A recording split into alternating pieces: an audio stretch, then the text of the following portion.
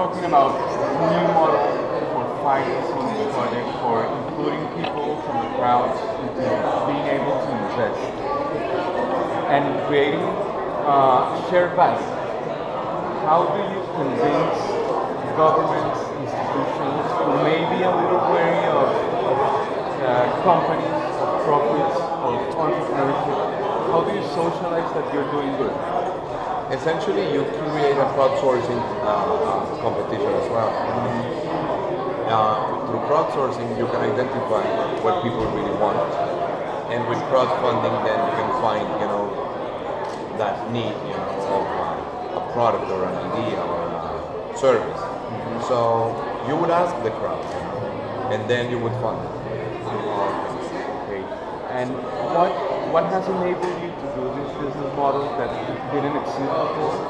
And what's missing? What do you need from the first thing that I would like to clarify is that equity syndication has been done forever. This is really nothing new. The first equity syndication that I'm aware of in the United States, was when Pulitzer, the journalist, actually created the price, or on which the price was created, crowdfunded with his readers in a paper he had, the Statue of Liberty, because they ran out of cash, and he crowdfunded it, and he raised the equity to complete the construction of the Statue of Liberty. What's really new about crowdfunding right now is that it is done online. And what's really new is that crowdsourcing is also done online.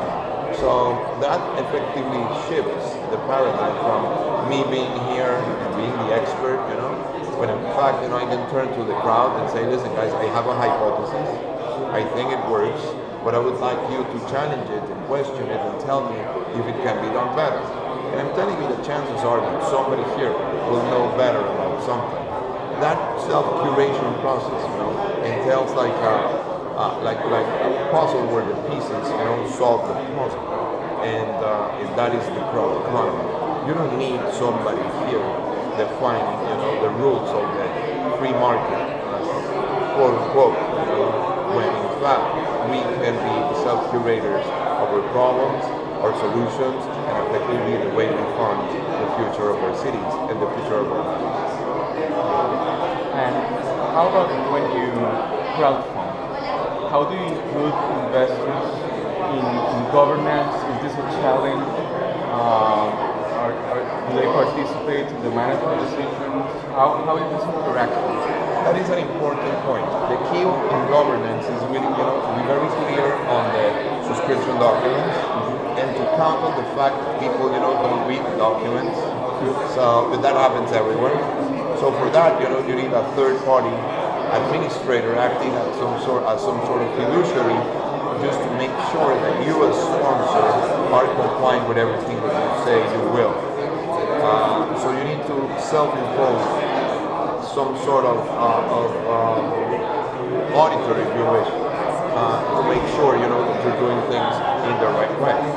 Because I believe that one of the problems is that there will be bad actors, in the crowdfunding space, and we should prevent that at any and all costs. There's also some questions that got selected from the crowd.